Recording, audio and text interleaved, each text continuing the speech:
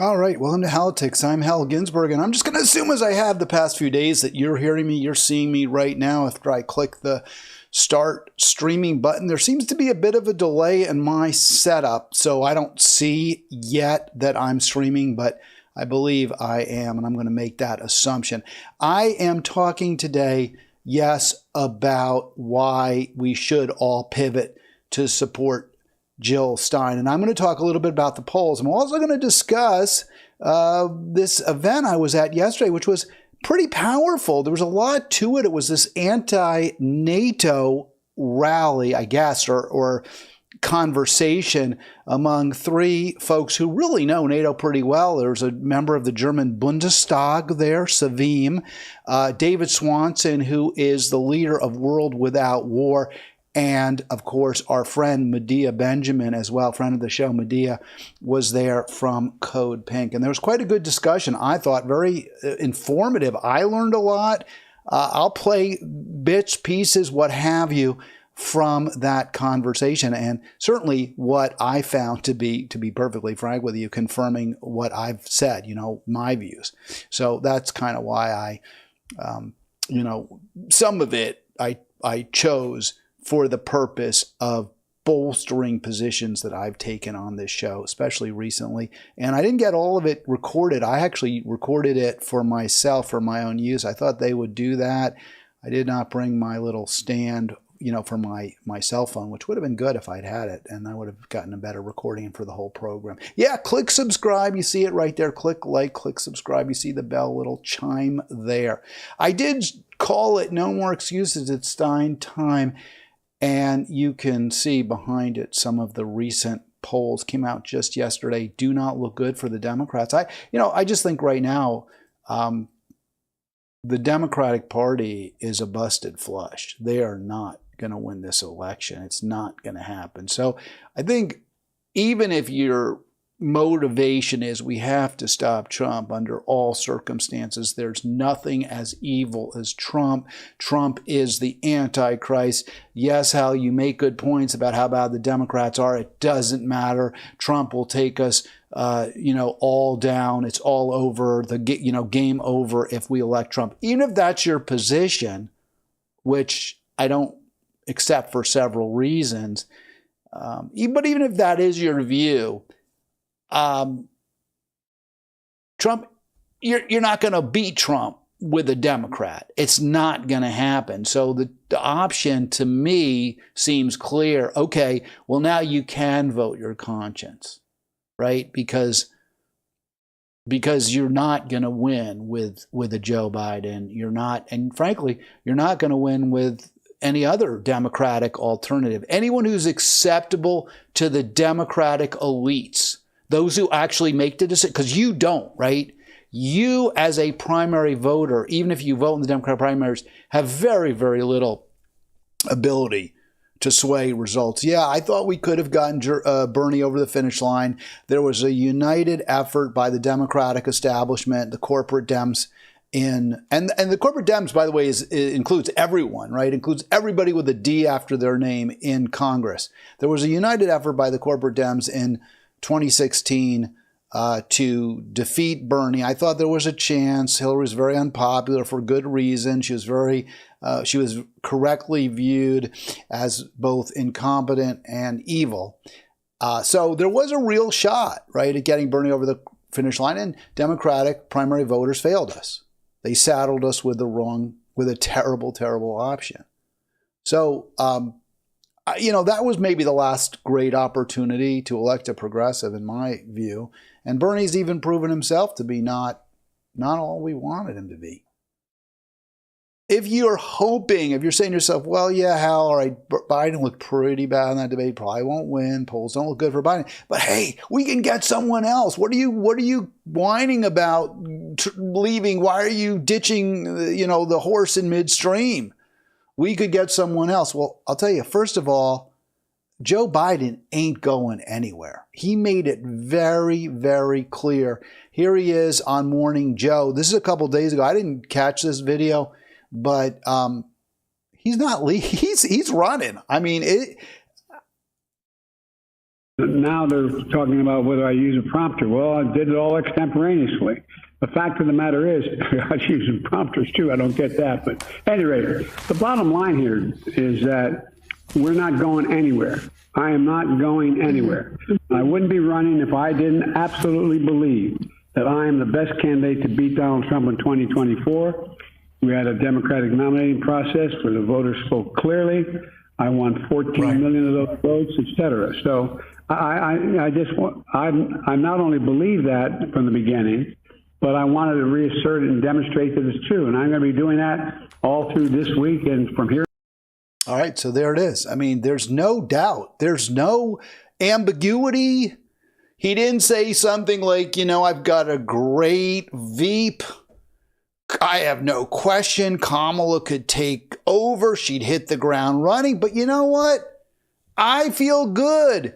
Nothing's changed from my perspective. So, we're good with this team. He had said something like that. There might be a little wiggle room, right? Like he'd at least be laying the groundwork for, the backup QB, right, to come in, right? Yeah, my ankle's a little sore. I don't know. Maybe, I don't know. This guy Love, right? Aaron Rodgers says maybe this guy Love could come in. He doesn't say that, right? They don't say that. He doesn't say, Jordan Love, I have no doubt he could do a good job too. He doesn't say that because Aaron Rodgers ain't going nowhere, and he did go somewhere. He went to the Jets. He was traded, but Joe Biden did not set a table for Kamala Harris or any other Democrat to replace him at the top of the ticket. He could not have been clearer. And I urge people to believe him, right? I mean, he gets to decide. He controls the delegates.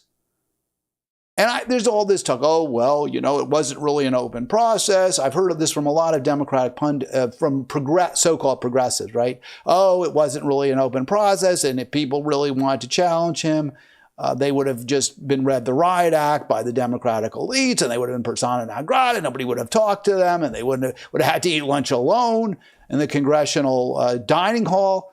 That may all be true.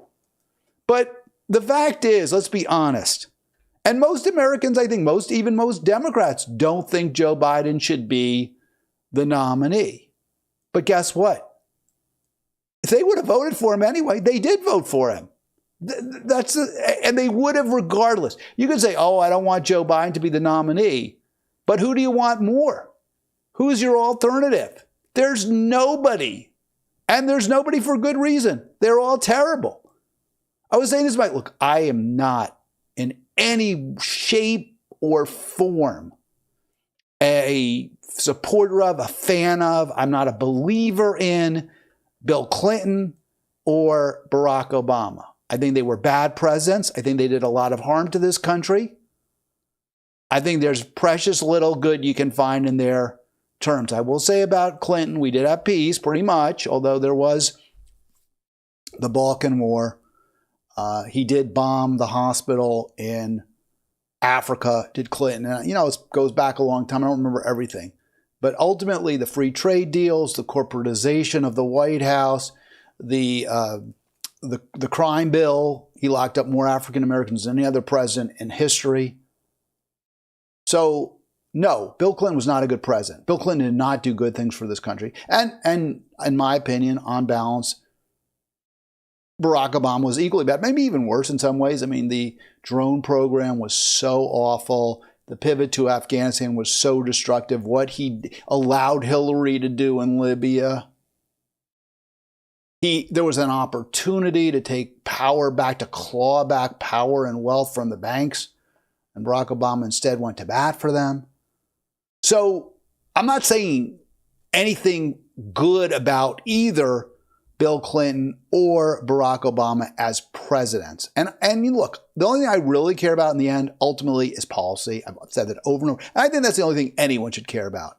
Or 99%. Yeah, you do want someone who's going to tell the truth. I get it. There's other things besides policy, but policy is king. And they had bad policies, both of them. But they were charismatic.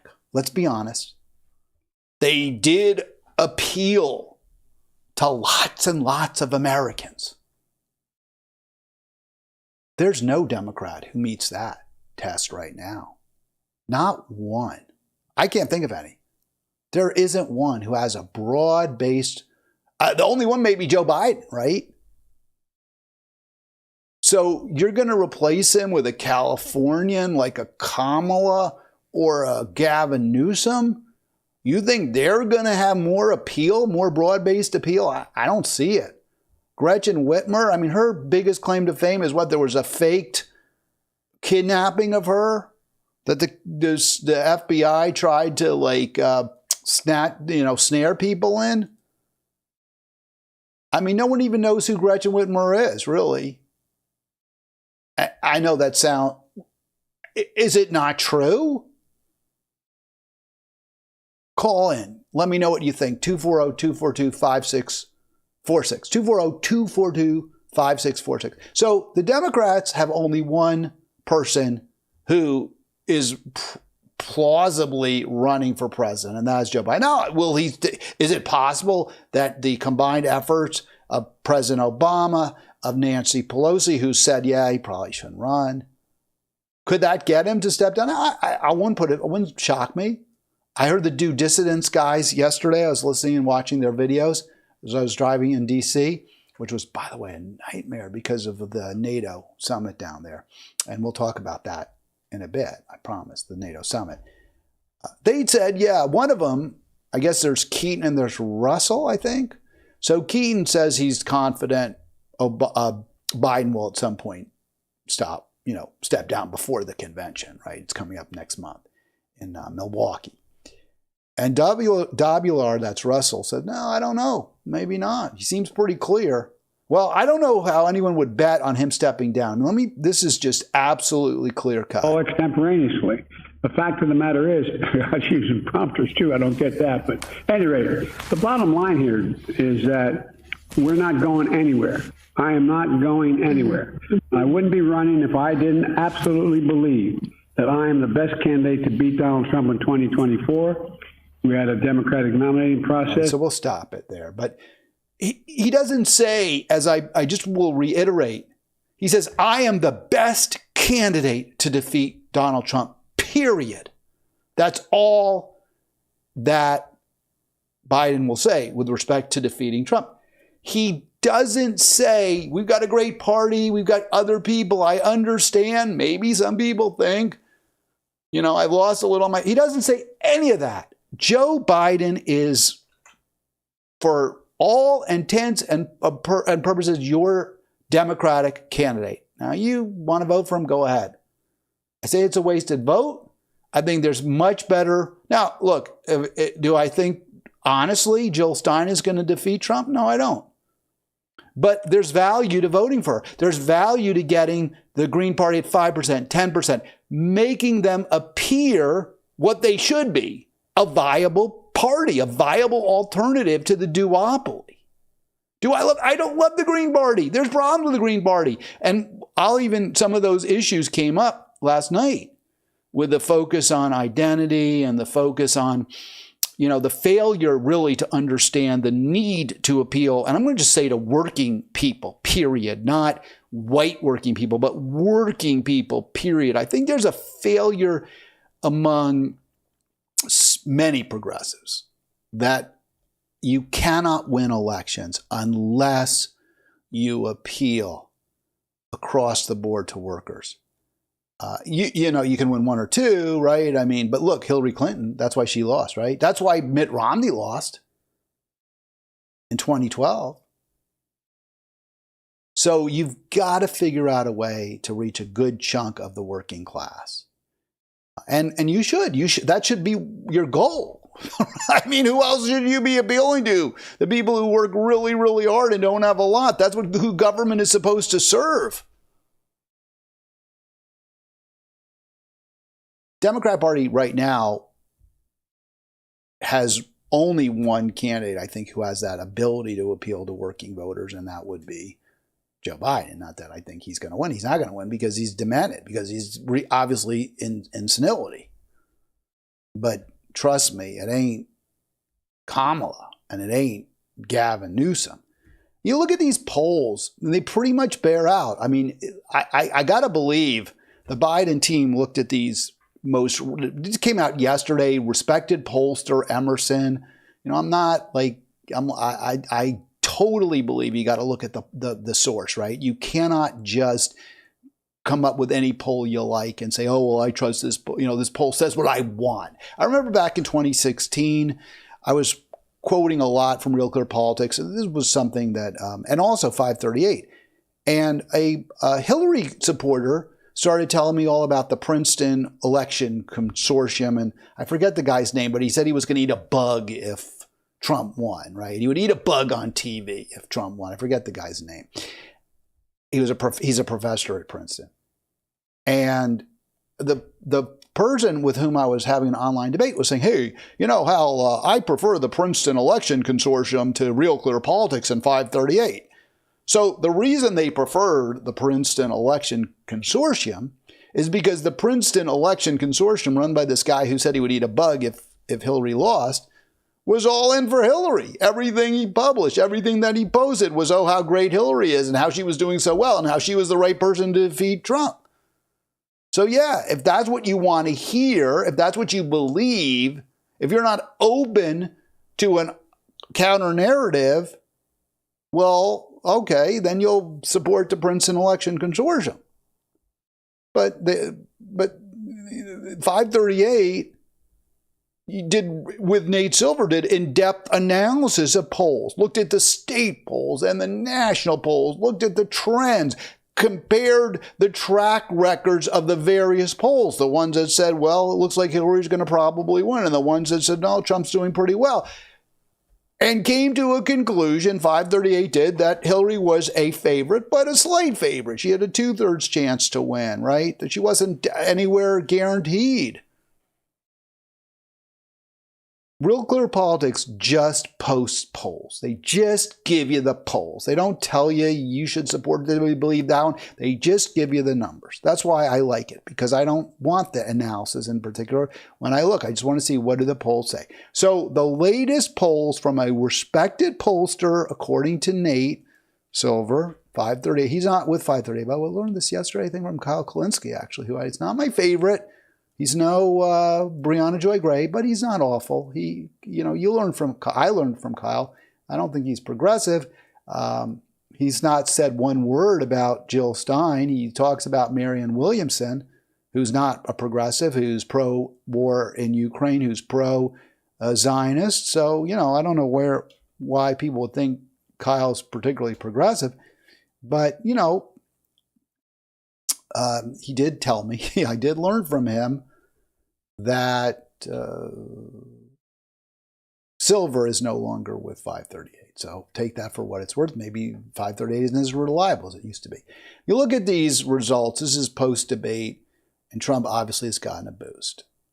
And I know this is just one pollster, but it echoes the general trend, which is that Trump's up about 3-4 points, right? 4 in Emerson when he's up against Kennedy, West, and Stein. By the way, Stein looks awful in that poll, right? She gets 1%. So I understand when, I'm saying, hey, Biden can't win, vote for Stein. You'll say, well, Stein can't win. She can't win even more than Biden can't win. And I'm like, yeah, you're right about that, but probably.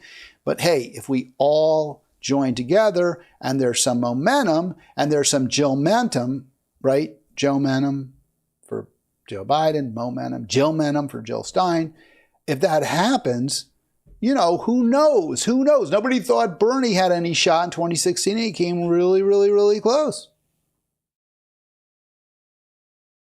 If you were Joe Biden, you look at these numbers and you say, hey, of course I should stay in. I lose to Trump by only 3, kind of within the margin of error. Kamala loses by 6. Gavin Newsom loses by 8. Gretchen Whitmer loses by 10. Why would I even consider dropping out? And this is like post-debate when there's been all this bad news about me. So no, I'm not dropping out. Now, I don't necessarily say that's just positive. I don't necessarily look at those poll numbers and say, well, look, you do better than Whitmer and you do better than Kamala and you do better than Newsom, so you're right, you should stay in. I look at it more like you're losing, you ain't going to win, and the others are kind of close to you, and maybe if they were the announced candidate and they perform well in speeches and such and debates, they might be able to beat you, except they won't because they can't, and maybe Newsom, I don't know, but he's California airy-fairy Democrat, he ain't going to win.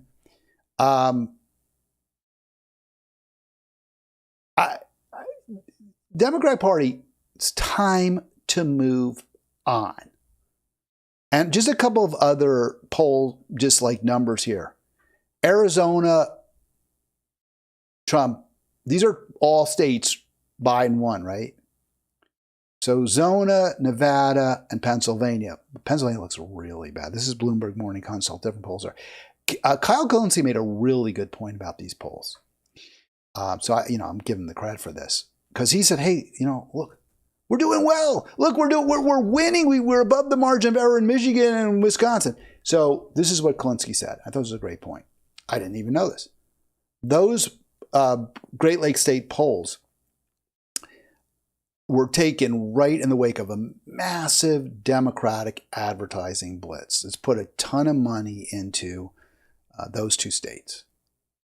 And they've really helped Biden in the moment. But the Republicans haven't countered. The Republicans haven't spent money. And when they do, the numbers are going to go right back to pro-Trump. That's Colensi's take. I think it makes a lot of sense. I would say that also, I don't believe this polls. I mean, I like to see others because other polls do not show Joe Biden doing well, even in, let's see, do I have them? Here's more morning calls. I may not have those, but I may not have them to show you, but man, they don't look good. Look, Pennsylvania, Trump 7. Georgia, Trump only +1, but Arizona +7 when you factor in. I mean, it's not looking good for Biden's got to win. Here's what he's got to do. He's got to win Pennsylvania, Michigan, and Wisconsin. He can lose all the others. He can lose North Carolina, he can lose Georgia, he can lose Arizona, lose Nevada, which surprised me. I thought he would have to win Nevada. He doesn't. I think he has to win either Nevada or New Hampshire, plus those 3 Great Lakes states. Is that possible? I doubt it. That said, I would probably give Joe Biden a puncher chance that I wouldn't give Kamala. I wouldn't give a Newsom. I would Gretchen Whitmer, I guess. Yeah, she's from the Great Lakes, but she's not. To me, I guess I just would say I don't know enough about her, but I don't think she has the national name to win. All right, 240-242-5646, 240-242-5646. So here's from Kyle's choice, Kyle's candidate, and also I believe, I hate to say this, Breonna Joy Graves. So here's what Marianne Williamson, who by the way has said she's jumped in. She said, "Hey, you know what? I'm ready to go. Look, Biden's obviously not in a position to run, so I'm ready to go. Vote for me."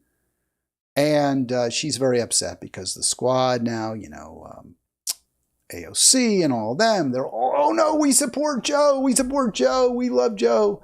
So here's what Williamson says. Very disturbing trend among Democratic politicians yesterday. People folding, publicly supporting Biden while privately acknowledging that they're convinced he can't win.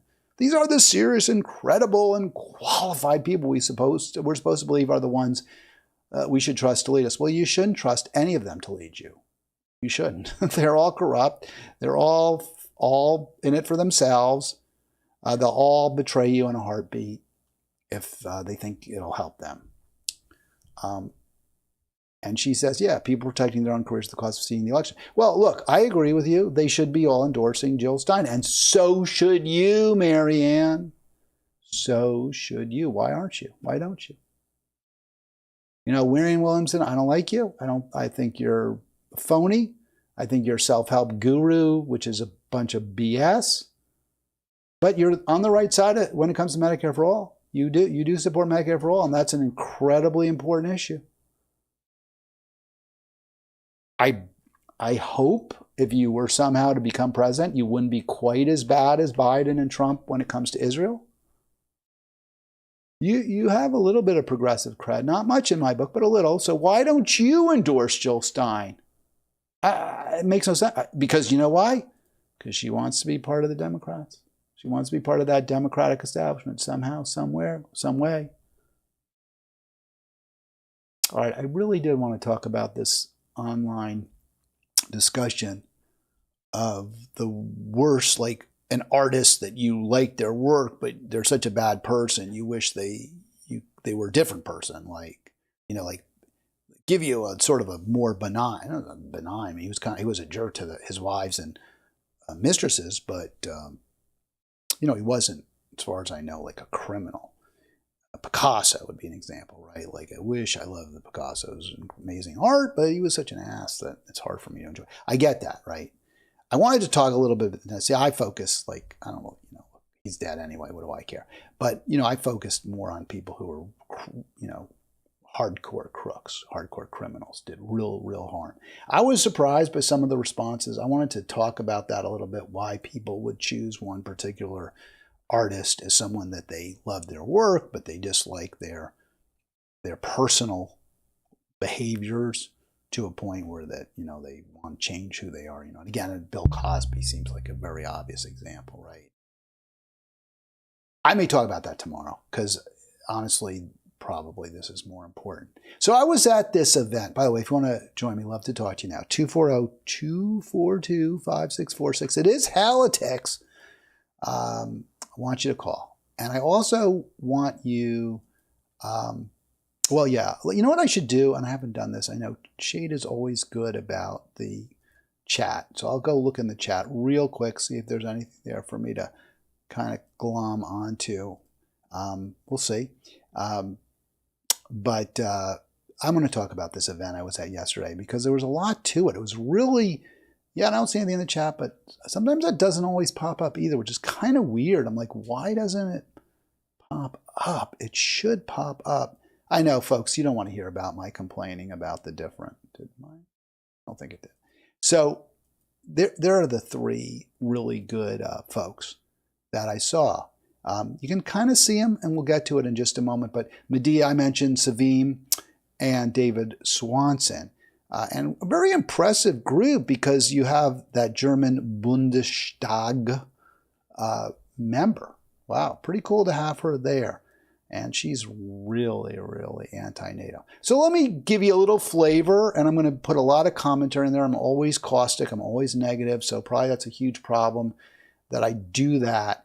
But the event opened with a little bit of a musical interlude, and you can see there was the artist. And I actually enjoyed him. He was very talented. This guy was really good. You'll get a chance to hear just a little bit of it. I'll play for you. But I was like a little bit like, really? This is what we're doing? Because what I'm always thinking, and this is probably a problem, this is my problem, what I'm always thinking is, who's the audience?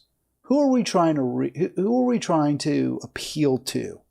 Is this going to make us look on the left serious, like we're really people of real substance, and or are we going to open ourselves up to kind of a little bit of mockery? And the fact of the matter is, I like this guy. I like what he had to say. I liked his singing.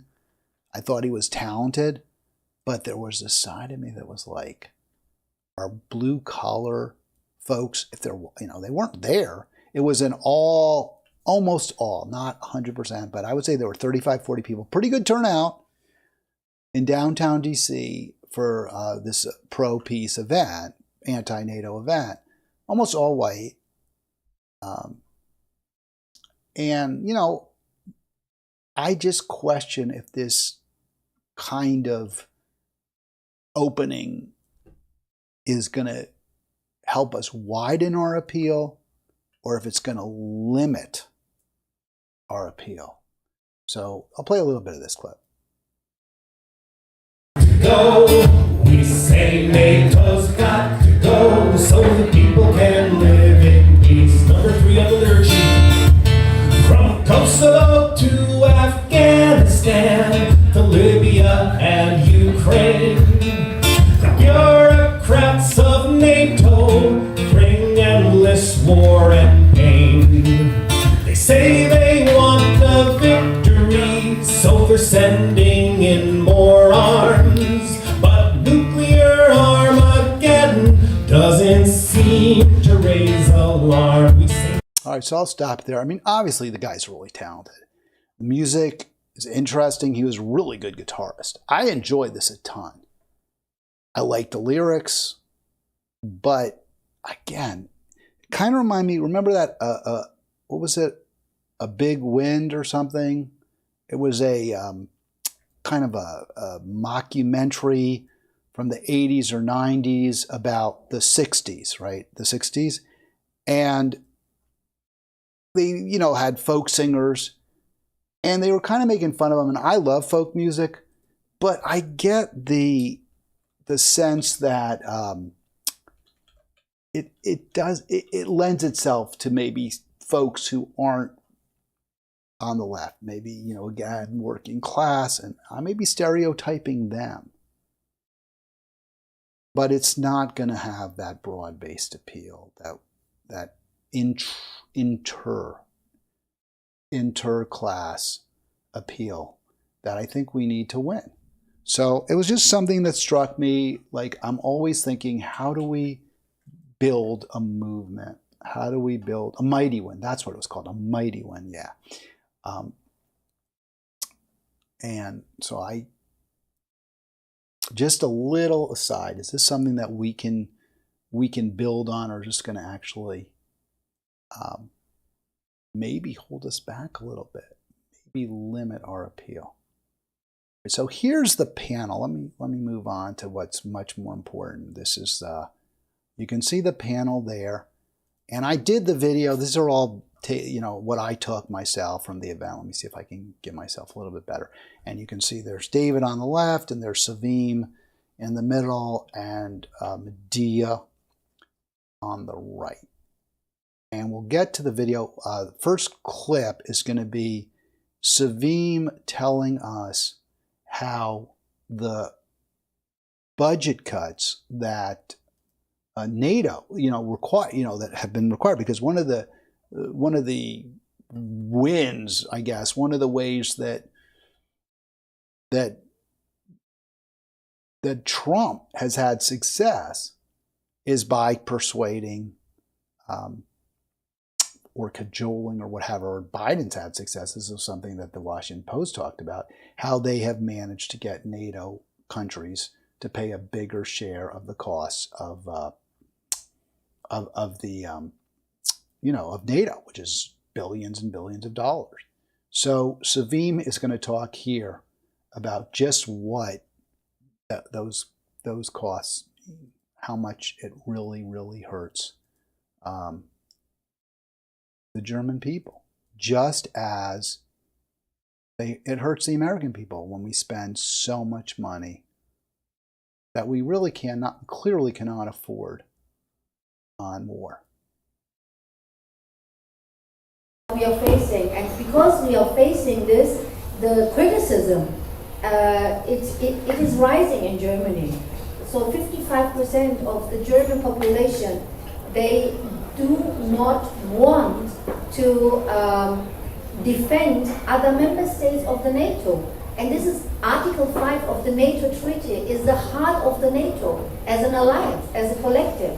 To defend, to say every member state, you know, all for one and one for all, every member state has to stand up and defend the other member state. And if a population, the majority of the population in a country says, we are not willing to defend another country, they actually say, we are not willing to accept the heart of the NATO Charter, of the NATO Treaty.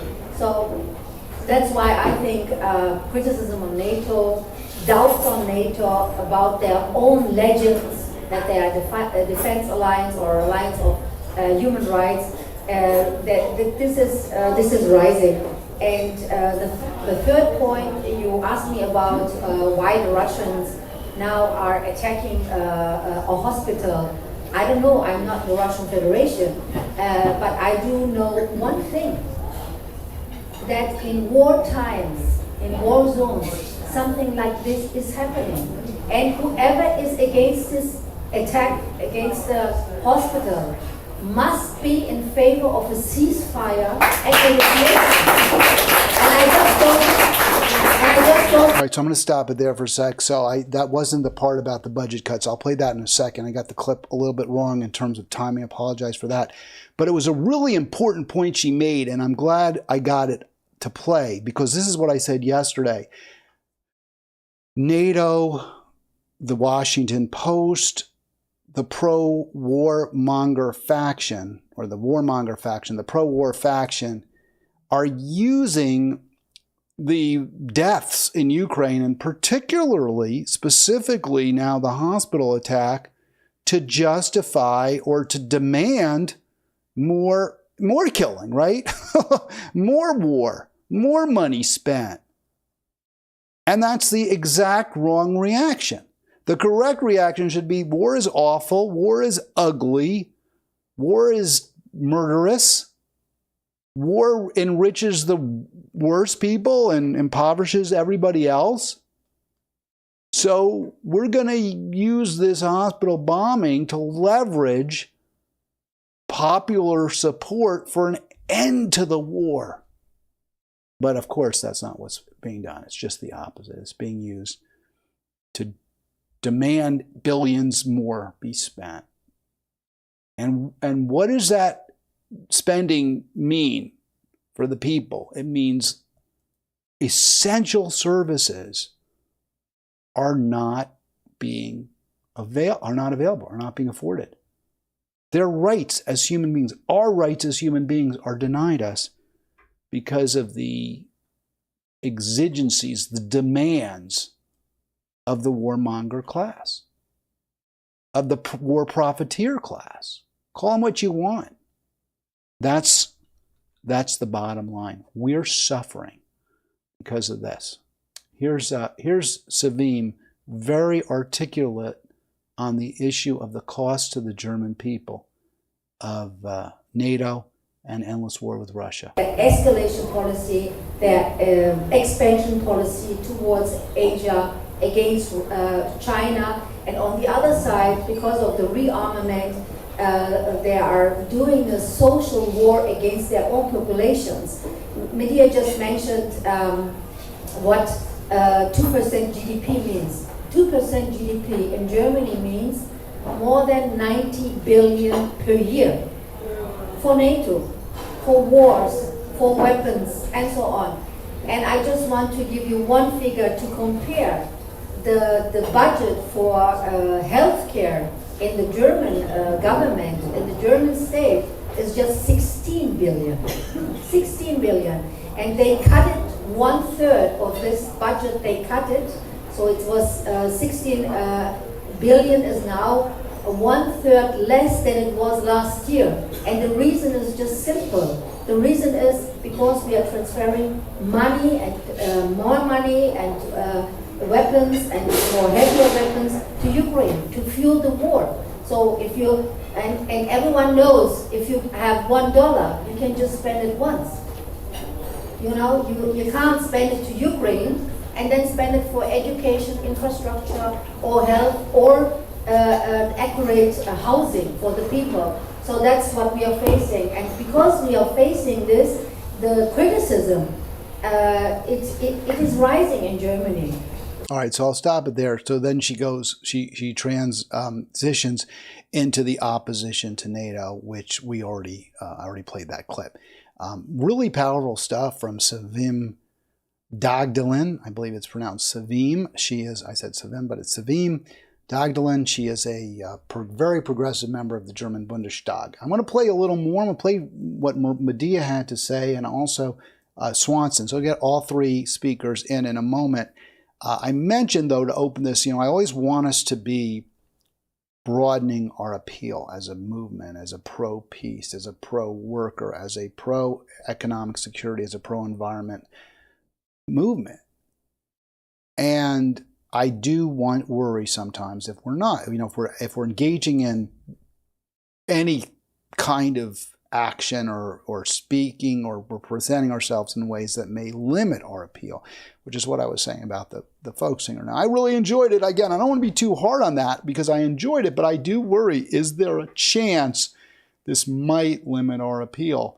Savim talked about the climate catastrophe as well, and I thought it was very well received. It was the appropriate thing to discuss because obviously all those billions spent on war are terrible for the environment. War is terrible for the environment, and also it means that we don't have the resources we need to transition because transitioning to clean green energy will have costs. I always talk about how the carbon fossil fuels tax with the rebates to the consumer will make things better, and they will. It's the right answer.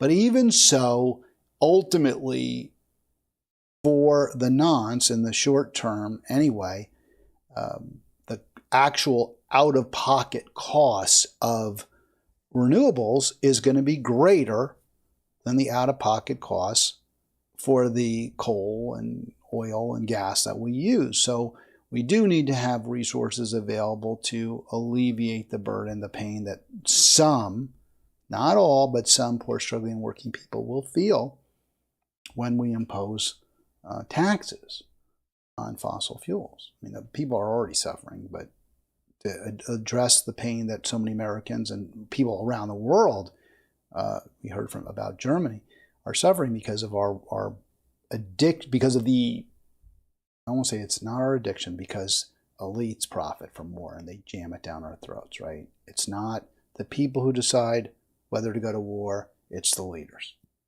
The leaders have decided it's in their interest. The leaders in Russia, the leaders in the United States, the leaders in NATO and Europe have decided it's in their interest, and it's clearly not. And you saw UK and France move decisively away from pro-war, pro-NATO heads of state, which is really, really, really good thing. Savim was talking a little bit, though, about how Germany is very dependent on fossil fuels, very dependent on carbon-based energy for their economy. My understanding is not as much as we are, but yes, they needed that gas, that natural gas that was in the Nord Stream pipeline that was blown up, probably by Ukraine, with perhaps this help with the United States, it looks like. And this was really, really bad for Germany. And she also riffed to say, she has a problem with rules, with laws that require German industry that is transitioning to solar, that they buy German or EU manufactured solar panels rather than Chinese panels, which are cheaper and just as good or better. And I chimed in. I couldn't resist, right? That was where I had to stop because I am so opposed to the so-called free trade and globalization. I said, hey, those panels made in China require a huge amount of fossil fuels to ship them across the ocean in filthy diesel container ships. And then there was a little bit of argument. People didn't like what I had to say, and I kind of shut up. But I did talk to her afterwards. I said, look, a big problem is globalization. A big problem is the EU. Germany should make your solar panels. You shouldn't rely on foreign-made solar panels. And it would be better for German workers if you made them in Germany. And she didn't argue that point exactly, but she sort of switched to, well, we need fossil fuels. We cannot depend on solar energy. And so then I just let it go because I was like, I don't want to argue with you. And maybe there's truth to that. I don't know. I mean, it seems to me that if before we say, okay, given right now the plan is the climate catastrophe is it's even worse. The planet really is virtually, it's literally our planet, our biosphere is literally dying because we keep burning fossil fuels. So if you're going to say to me, we can't transition immediately, we can't move forcibly right this second, we're going to have to burn fossil fuels, then my response is, okay, before we go there, we've got to redistribute all the wealth. We got to take all the wealth and power, that all the excess that the billionaire elites have, and we've got to redistribute it down. We've got to make do with much less in toto. Our gross domestic, gross national, gross worldwide consumption has to drop. And the only way we can do that while not inflicting great pain on poor, struggling working people is to take that excess, the surplus that the billionaire class has taken for itself. So if you're saying to me, Hal, the only way we can't survive without burning fossil fuels, I'm going to say, okay, well, before we go there, let's just take, every dollar over $10 million that anyone in this planet has is going to be collected by governments, and it's going to be used to make sure people have enough. And if we still need to burn fossil fuels, well, then we'll deal with it. But I'm not there yet. From Medea. And by the way, this is really what the war class, the pro-war, the warmonger class does, and they're so good at it, dividing us, figuring out ways to make workers complicit, right? Make workers part of the problem. And it's where they feel like, where working people feel as though they have no choice. Because their livelihood, their ability to survive is dependent on destroying our planet, whether it's through war, whether it's through fossil fuel consumption, whether it's through production, extraction. This is where we are. We've got to come up with a different dynamic. That's why I want to appeal. That's why it's so important to me to appeal to workers, because I don't see how we can ever win. We don't appeal to workers. But the billionaire class gets it. They get it 100%. They know that if they can figure out a way to get workers, or at least some workers, on their side, they'll win. They'll win, and they'll pit poor, struggling working people against each other all day long. They're incredibly good at it. We've got to figure out how to fight that. Here's Medea explaining. Back at a factory of Lockheed Martin, where they're making these weapons that are going both to Ukraine and to Israel. And he said, on behalf of the 5 billion people in the free world, I thank you for the great job that you are doing, contributing to global freedom. All right, so there's the president of NATO, the head of NATO, going to this factory where people are making presumably a good living, manufacturing the weapons of war, weapons of mass destruction. And he's congratulating the workers. He's letting them know, hey, your livelihood, your middle-class lifestyle is dependent on endless killing. But he phrases it, oh, you're such wonderful people. You're making the world safe. When what they're really doing is making the weapons that are blowing up hospitals and allowing Israel to eradicate the people of Gaza. Secretary General of NATO spoke a couple of months back at a factory of... So Secretary General. Now, I want to play a little more, because Medea goes into the duopoly. And of course, my view is you can't support them. They're both bad. They're both evil. Both parties are the problem. That simple. Here she goes. Let's see if we can get that clip into. I thought it was very instructive, and then I want to finish. I'm just going back and see me clip back. I want to hopefully get the right point, and then I'll finish with what Swanson had to say. I thank you for the great job that you are doing, contributing to global freedom by making these weapons. So this is insanity, and this is the insanity that's happening right here in our city. It's happening with the two parties in agreement. But I do want to bring up something about this Trump-proof issue and divisions between the Democrats and Republicans. Because in general, we can say that we have two war parties, right? Yeah.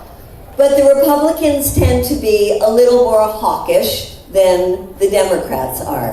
When there is a budget for the military, for the Pentagon, that comes from Biden, and it's increased so that we're almost spending $1 trillion, the Republicans will take it and say, it's not enough, and they will add more. In fact, there's one person in the Republican Party who just added $25 billion more to the budget, single-handedly.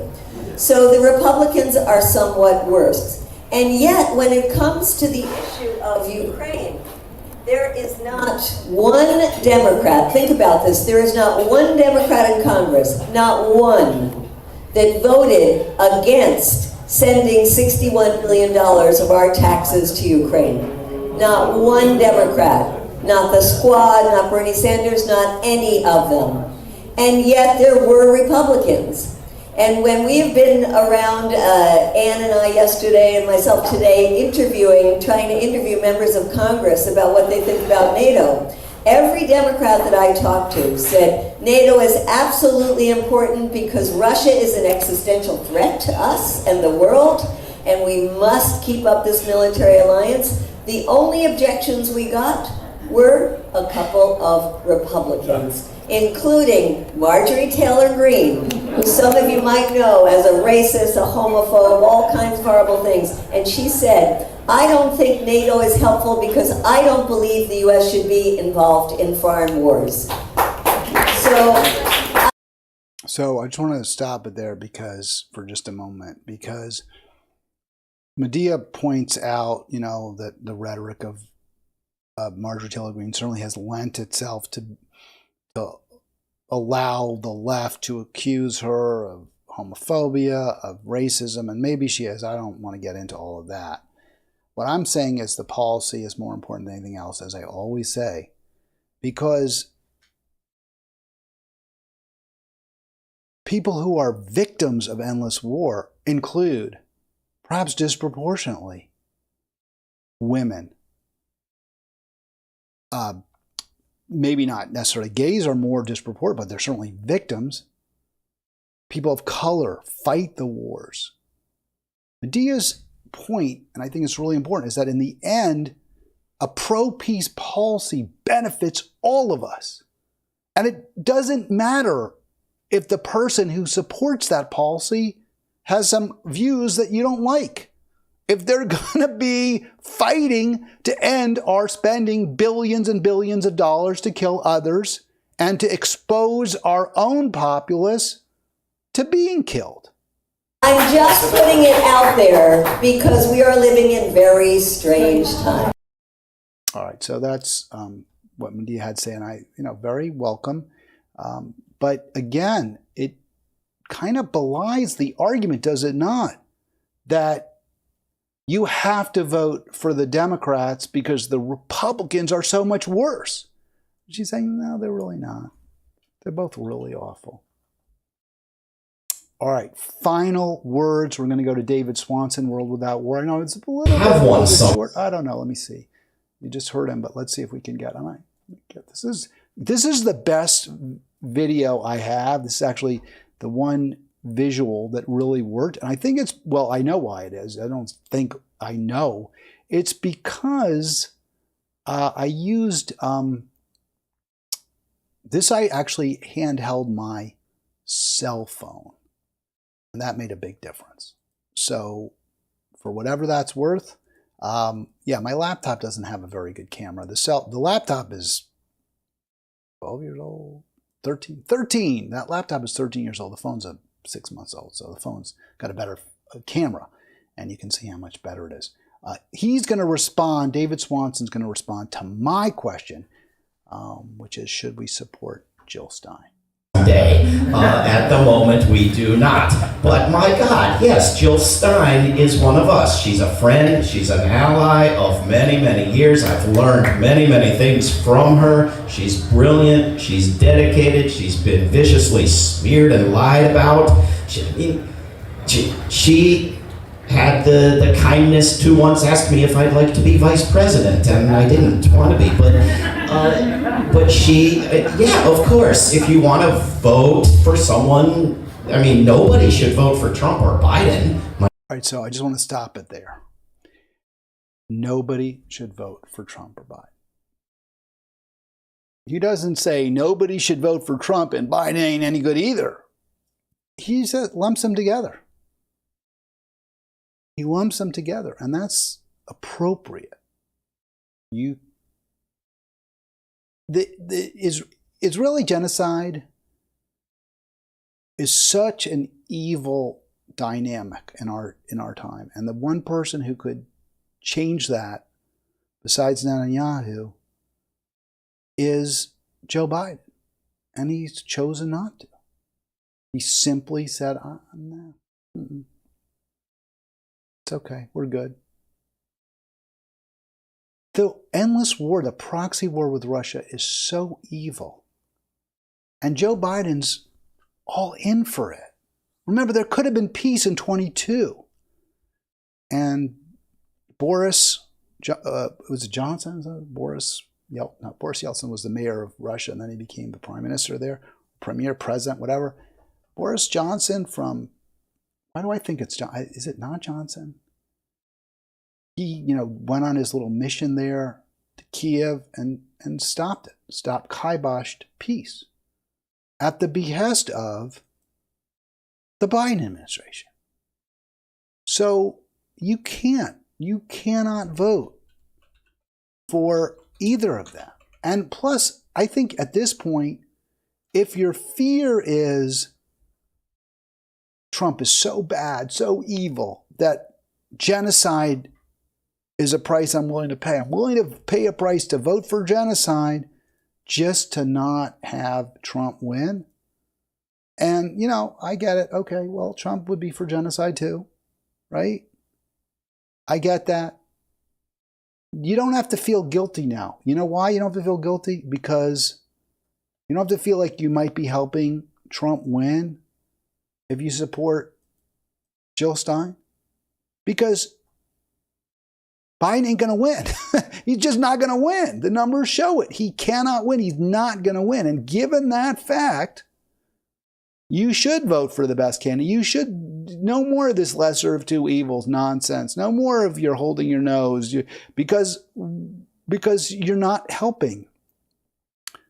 Because even if you believed, and I don't think you should, even if you believed, and I think it would be incorrect to believe it, even if you believed that Biden were better, Biden's not going to win.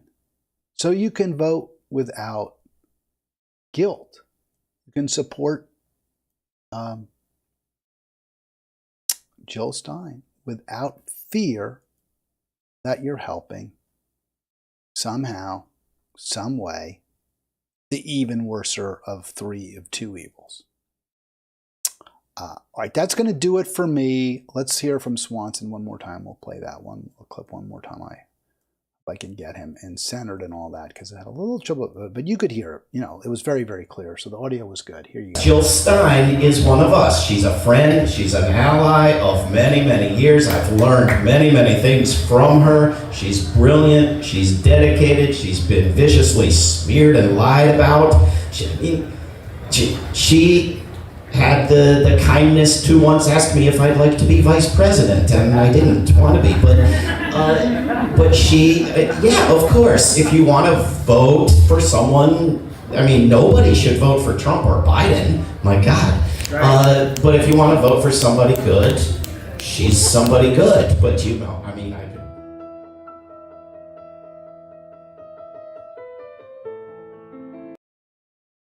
Oh, I lost my audio there. That's so unfortunate. I thought I was playing it. Let's see if we can. That's too bad. That's going to do it for today's program. Thank you so much for watching, for being part of the Halitics Nation. Seems like a little grandiose. Maybe the Halitics Hamlet. I'll be back tomorrow.